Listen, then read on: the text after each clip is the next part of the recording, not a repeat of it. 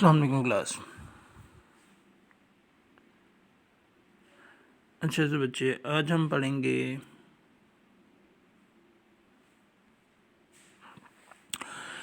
जो हमारे कुछ स्कैन्स रहते थे प्रोटोकॉल्स, उनके बारे में पढ़ेंगे।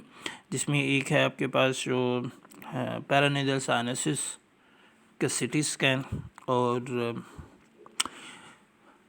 नेक का सिटी स्कैन। उसके साथ साथ मोस्ट इम्पोर्टेंट कि कैरोटिड की एंजियो कैसे की जाती है, उसके अंदर फील्ड ऑफ व्यू कितना होता है, कंट्रास्ट कितना लगाया जाता है, और आपके पास जो है कितना टाइम का गैप होता है कंट्रास्ट के बाद। रही बात पेशेंट की तैयारी की, तो वो मैं बार बार पहले भी आपको बता चुका हूँ कि जो भी पेशेंट आना है वो आपके पास दो तरह से आएंगे, या तो उनका प्लेन स्कैन होगा या फिर उनका जो है कंट्रास्ट स्कैन होगा। ठीक है, तो उसमें दोनों की प्रिपरेशन सेपरेट है। जो टेस्ट करवाने होते हैं वो हमने टेस्ट करवाने हैं, इन्फॉर्म कंसेंट लेना है पेशेंट के साथ। आपने उसको थोड़ा बताना है, गाइड करना है कि कंट्रास्ट से क्या क्या पॉसिबल रिएक्शंस हो सकते हैं, और उसके साथ उनके साइन लेने हैं। ठीक हो गया, और बाकी प्रिपरेशन जो पहले मैं आपको बता चुका हूँ वही रहेंगी। तो यहाँ पे हम बात करते हैं आपके पास बच्चे जो आप पैरानेजल साइनसिस है। पैरानेजल साइनसिस का सिटी स्कैन क्यों किया जाता है, सबसे पहला जो क्वेश्चन है। तो इसके बारे में डिस्कस कर लेते हैं कि जो पैरानेजल साइनसिस हैं ये हमारे पास जो है स्कल्स की बोन के अंदर स्पेसेस होती हैं, जिसके अंदर जो कि हमें सांस लेने में मदद करती हैं।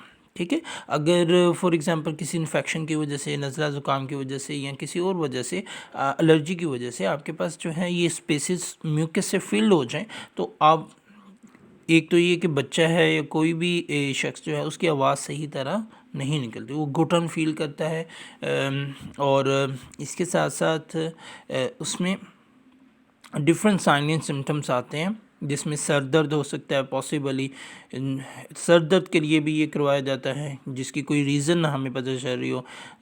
उसके साथ साथ कुछ साइन एंड सिम्टम्स आपको यहाँ पे भी मिल जाएंगे। साइनसाइटिस है, ये इन्फेक्शन की एक टाइप होती है, जो साइनसिस के अंदर लेयर्स होती हैं उनमें इन्फेक्शन हो जाता है। पॉलिप्स हैं, ठीक है, कोई मास बन जाता है आपके पास। पोज नेज़ल ड्रॉप है, जिसे हम कहते हैं कि भी आपके पास जो है गले में जो है नज़ला गिरना। ठीक है, जो गले के अंदर हर वक्त ज़ुकाम जो गिरता है, उसके लिए भी बच्चों के लिए करवाया जाता है। ठीक है, फेशियल बोन्स जो हैं उनके कोई डिफॉर्मिटी हो उसके लिए करवाया जाता है। और कभी सुना है कि नाक की हड्डी टेढ़ी हो गई हो, उसके लिए ऑपरेशन किया जाता है, तो उससे पहले भी ये स्कैन करवाया जाता है। ठीक है, तो इधर एक लफ्ज़ आपको मिलेगा एनोसोमिया। एनोसोमिया एक लफ्ज़ होता है, इसका मतलब ये है कि अगर आपके किसी भी स्मेल्स, कोई भी जो स्मेल है या खुशबू है उसका नहीं पता चलता, तो उसके लिए भी करवाया जाता है कि इसकी क्या रीज़न है। पॉसिबल ये होता है कि आपका पाथवे ब्लॉक हो गया हो या कोई और रीज़न हो, तो उसमें डॉक्टर जो है ये स्कैन करवा सकता है। एक बात और याद रखनी है आपने बच्चे कि इस स्कैन से पहले आपके पास जो है पैरानेजल साइनसिस का एक एक्सरे होता है। शायद मैंने आपसे जिक्र पहले किया हो या नहीं, लेकिन आपने याद रखना है उसका स्कैन पीएनएस एक्सरे, या आप उसे बोल देते हो उसमें वो हम करते हैं स्कल की पोस्टीरियर साइड से ट्यूब रख के। तो उसका मेथड जो है दो तरह से होता है कि आप लटा के करते हो प्रोन में, या फिर आप जो है सेमी प्रोन में किसी स्टूल पे बैठा कर तो पेशेंट का स्कैन करते हो। ठीक है, अगर किसी को इस एक्सरे के बारे में पूछना हो तो वो पूछ सकता है, अपने क्लासमेट से भी पूछ सकते हैं जिनको मैं बता चुका हूँ। अगर नहीं तो इंशाल्लाह फिर मुझे मैसेज करना, मैं आपको बता दूँगा। ठीक है, तो वो आपने एक्सरे का ज़हन में रखना है, वो करते हैं। उसके बाद आपका सिटी स्कैन करवाया जाता है। तो सिटी स्कैन जो है मेनली इसके अंदर कंट्रास्ट यूज़ नहीं होता, जो हमने देखा है इसके अंदर कंट्रास्ट मोस्टली यूज़ नहीं होता, प्लेन स्कैन होता है। तो इस प्लेन स्कैन के अंदर आपके पास जो है पेशेंट का फील्ड ऑफ व्यू कितना होता है। सबसे पहली बात तो ये है कि हमने जब स्कैनर लेना होता है हर सिटी के अंदर स्कैनो लिया जाता है, आपको पता है, बार बार मैं इसका जिक्र कर चुका हूँ। तो स्कल का स्कैन लेंगे हम, ठीक है, चिन से लेके ऑनवर्ड पूरा स्कल का स्कैन लेंगे। उसके बाद हम उसको कन्फाइन कर देंगे। स्कैनो लेने के बाद हम उसके एरिया को डिफ़ाइन कर देंगे कि ये इस एरिया की स्लाइसेस बनानी है, ठीक है। दोनों चीज़ों को आपने कंफ्यूज नहीं करना। स्कैनो और चीज़ होती है और आपके पास जो स्लाइसिस के लिए गाइडेंस हम मशीन को देते हैं वो डिफरेंट होती है, ठीक। तो एरिया हम स्पेसिफाई कर देंगे। यहाँ पे जो पिक्चर शेयर की जाएंगी बच्चे, उसके अंदर वो स्लाइसिस का एरिया बताया गया है जो कि हम स्कैनों के ऊपर बताते हैं, ठीक है। हेड की पोजीशन होती है, मेनली हेड की सेम पोजीशन है, जिस तरह हेड की पोजीशन होती है उसी तरह इसकी पोजीशन होती है। जस्ट सिर्फ फ़र्क ये होता है कि इस तरह अगर आप इस नेक्स्ट पिक्चर में देखते हैं तो उसके फील्ड ऑफ व्यू क्लियर बताया गया है। कहाँ से कहाँ तक है ये बच्चे आपके पास मैक्सिलरी साइनसेस से बिलो से स्टार्ट होता है, ठीक है। चिन के करीब से आप स्टार्ट कर लें और हाफ हेड ले लें, ठीक है। हाफ हेड, या अगर ये भी आप बोल सकते हो वाइवा में। इसके अलावा अगर आपने एग्जैक्ट एनाटॉमी याद करनी है तो आप कह सकते हो अबव फ्रंटल साइनसेस। हम ख़त्म करते हैं। प्लेन इसका जो है जो main parallel to the body होता है, ठीक है। जैसे उसी तरह सीधी आपने टिल्ट नहीं करनी, मशीन को सीधा ही रखना है। ओके हो गया। इसके अंदर एक चीज़ लाजमी है, जब हम फिल्मिंग करते हैं तो उसके अंदर हम कॉर्नल प्लेन लाजमी देते हैं। कॉर्नल प्लेन लाजमी देना होता है हमने। एक्सियल तो आता ही आता है, कॉर्नल हमने लाजमी देना है। जिस बच्चे को अगर अभी तक ये नहीं पता चला कि एक्सियल, सैजिटल और कॉर्नल प्लेन कौन से होते हैं बच्चे, तो ये बहुत डिसअपॉइंटेड चीज़ है। आप फौरी तौर पे जो है इन प्लेन्स को जो है क्लियर करें। को मेरे से जो है अगर आपको नेट से पिक्चर मिलती हैं तो उनको आइडेंटिफाई करें कि ये एक्सियल है, ये सैजिटल है, ये कॉर्नर है। ये मैं पहले भी बता चुका हूँ, पहले डिफरेंट लेक्चर्स में रिकॉर्ड भी कर चुका हूँ। अगर आपने सुना नहीं तो फिर भी आप मुझे बता सकते हो, ठीक है। तो इंडिकेशंस जो हैं ये हमारी हो गई। जो एक हमारा स्कैन जो है वो ऑलमोस्ट हो गया। ये नेक्स्ट स्कैन है जिसके अंदर जो कि नेक का सॉफ्ट टिश्यू भी इसको हम बोलते हैं या हम कैरोटिड का स्कैन बोलते हैं, ठीक है। इसी तरह सर्वाइकल रीजन होता है और सेम सिर्फ और सिर्फ लेज़र की गाइडेंस का, लेज़र की पोजीशन का फ़र्क होता है। कंफ्यूज ना हो, मैं आपको दोबारा बता देता हूँ कि यहाँ पे दो स्कैन होते हैं। ये नेक का एरिया है क्योंकि कैरोटिड जो है वो आर्च ऑफ एओर्टा से निकलती है और राइट एंड लेफ्ट दो कैरोटिड होती हैं। और कैरोटिड्स की जब हम ने अनाटमी लेनी है तो डेफिनेटली इसकी कोई रीज़न होती है, कोई ट्यूमर है पर, ठीक है, पैरोटिड ट्यूमर है या फिर आपके पास मल्टी नोड्यूलर ग्वाइटर है। MNG का मतलब है मल्टी नोड्यूलर ग्वाइटर, जिसे हम कहते हैं कि जी इनलार्ज थायराइड ग्लैंड है, ठीक है। लिम्फेडिनोपैथी है, वोकल कॉर्ड पाल्सी है। वो पाल्सी मतलब क्या होता है कि वो मूव नहीं कर, आपके आवाज़ नहीं निकली। तो वोकल कॉर्ड पाल्सी के अंदर लंग्स के साथ साथ हम नेक का रीजन भी लेते हैं, ठीक है। इस एरिया के अंदर अगर आपका प्लेन स्कैन होगा तो वो सर्वाइकस का होगा, और अगर आपको कंट्रास्ट के साथ हो रहा है तो मोस्टली ये आपके पास carotid plus circle of Willis यानी ब्रेन की एंजियो होती है, ठीक है। तो यहाँ पे जो हम स्कैन स्पेशली करने लगे हैं ये सिर्फ और सिर्फ कैरोटिड के लिए हैं, ठीक है। अब इसके अंदर पैरामीटर क्या होंगे, पोजीशनिंग क्या होगी, तैयारी क्या होगी। सबसे पहली बात तो ये है, जैसे ही पेशेंट आता है आपने हिस्ट्री लेनी है, हिस्ट्री फॉर्म उसका चेक करनी है, रिपोर्ट चेक करनी है, टेस्ट करवाना है आपने सीरम क्रिएटिनिन का, और उसके बाद आपने उनको गाइड करना है, इन्फॉर्म कंसेंट लेना है, उनसे इजाज़त लेनी है, साइन करवाने हैं। फिर उनके आर्टिफैक्ट को रिड्यूस करने के लिए कोई मेटालिक कोई ऑब्जेक्ट है तो उसको रिमूव करवाना है हेड से, चेस्ट से, ठीक है ना। तो ये सारी तैयारियां आपके जहन में क्लियर होनी चाहिए, इसके बगैर सिटी स्कैन नहीं होना। तो उसके बाद आपने पोजीशन बनानी है। पोजीशन जब आपने नेक के लिए बनानी है तो बच्चे याद रखो, मैंने आपको एक ही रूल बताया, लेज़र्स के ज़रिए जब हम आइडेंटिफाई करते हैं तो मैंने नेक का रखना है तो मैं नेक का हाफ रीजन लूँगा, ठीक है। अगर मैंने चेस्ट का करना है तो मैं ऊपर से नीचे मोटाई देखूंगा पेशेंट की और उसके सेंटर में लेज़र कर दूंगा जो उसको हाफ करेगी कि बॉडी ऊपर कितनी होगी नीचे कितनी होगी, वो उसके सेंटर में रखते हैं। ठीक है। खैर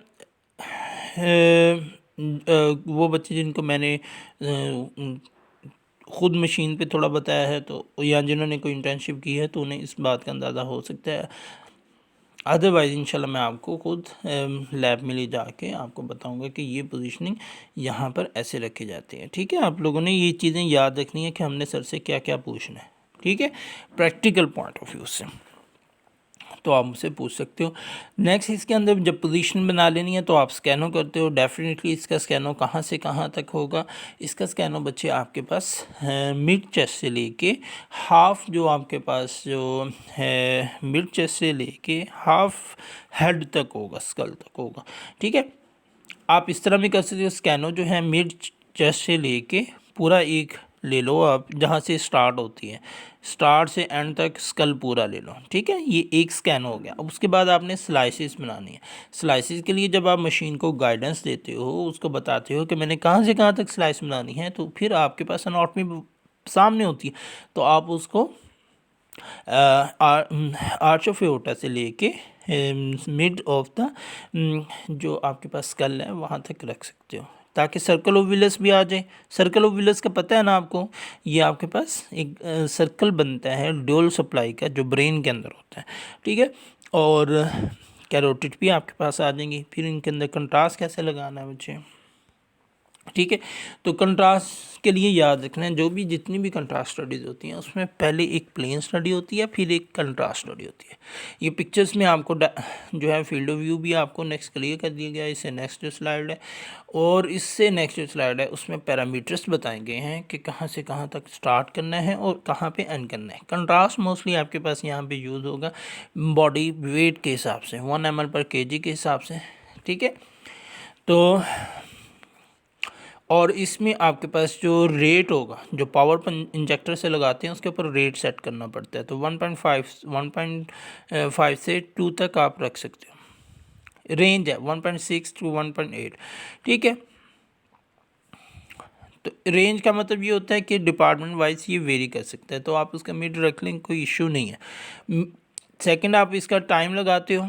बस बताने का मकसद ये होता है कि इस रेंज से ना बहुत कम होना चाहिए, ना इस रेंज से ज़्यादा होना चाहिए, अदरवाइज़ आपकी स्टडी जो है वो जो है सही नहीं होगी। अब इसके दो मेथड है। नेक्स्ट एक मेथड है, या तो आप टाइम रख लो 40 सेकंड का। ठीक है, प्लेन करने के बाद कंट्रास्ट लगाओ और 40 सेकंड का गैप दे के स्टडी कर दो। ठीक है, कंट्रास्ट आ जाएगा आपका। दूसरा मेथड होता है कि हम ROI लगाते हैं, रीजन ऑफ इंटरेस्ट लगाते हैं। रीजन ऑफ इंटरेस्ट जो है उसमें फ्लोरो चलाती है। जब भी रीजन ऑफ इंटरेस्ट की हम बात करते हैं तो इसका मतलब होता है कि आप सिटी के अंदर जो फ्लोरो का फंक्शन है वो चलाने लगे हो। तो उसके अंदर क्या होता है कि हम सिटी नंबर सेट करते हैं कि कितने सिटी नंबर पिक करें मशीन और स्टार्ट हो जाए। तो उसमें 100 to 120 रखते हैं और उसके बाद जो है वो खुद ब खुद ऑटोमेटिकली पिक करती है और स्टार्ट हो जाती है। ROI फिर हम रखते हैं आर्च ऑफ एओर्टा पे। अच्छा बच्चे, मे बी पॉसिबल हो सकता है कि आपको ये एंड वाली मेरी बातें कुछ समझ ना आ रही हों। नो डाउट कि ये सारी चीज़ें जो हैं 100% जो है आपको सामने हों तो फिर आपको आहिस्ता आहिस्ता समझ आती है, ना भी सामने हो तो फिर थोड़ा सा मसला बनता है। मैं दोबारा बता रहा हूँ, कंट्रास्ट स्टडी जितनी भी हैं उनको करने के दो तरीके होते हैं। एक तरीका ये होता है कि हम टाइम डिले करते हैं, टाइम डिले का फंक्शन यूज़ करते हैं मशीन का। दूसरा तरीका ये होता है कि हम ROI लगाते हैं, रीजन ऑफ इंटरेस्ट लगाते हैं। ठीक है बच्चे, ये की याद रखनी है आपने। कम से कम आपको ये तो पता हो ना कि हम कंट्रास्ट स्टार्ट करने के लिए या कंट्रास्ट की स्टडी करने के लिए या एनजीओ करने के लिए क्या क्या तरीके इस्तेमाल करते हैं। दो तरीके हैं, ROI लगाना है या फिर हमने टाइम डिले यूज़ करना है। ठीक हो गया। अच्छा बच्चे, इसके अंदर कुछ पैरामीटर्स होंगे, उन पैरामीटर्स को याद करने की ज़रूरत नहीं, जैसे कि KV कितना है, MA कितना है, रोटेशन पर metre, slice thickness. Slice thickness जो होती है बच्चे आपके पास मैंने आपको पहले बताया था पैरानेजल साइनसिस का, उसके अंदर भी 5 रखते हैं। 5 5 रखते हैं। और जो इमेजिंग के लिए देते हैं, डॉक्टर के पास जो रिपोर्टिंग के लिए होता है वो तो बहुत ज़्यादा इमेजेस होते हैं, हमें इमेजेस जो हम पेशेंट को देते हैं उसकी बात कर रहा हूँ, ठीक है। तो रिपोर्टिंग हमेशा जो है वो हेलिकल पर होती है। हेलिकल मतलब ये होता है कि उसके बहुत ज़्यादा इमेजेस बनते हैं मशीन की फुल कैपेसिटी के ऊपर, ठीक। तो ओके बच्चे, ये 2 प्रोटोकॉल है हमारे, इनमें से मेन चीज़ें आपने इंडिकेशंस याद करनी है, फील्ड ऑफ व्यू याद करना है, और अगर कंट्रास्ट स्टडी है तो उसके अंदर आपने रेट और डिले याद करना है, टाइम डिले है या फिर आपके पास सिटी नंबर है, वो क्या हो सकते हैं।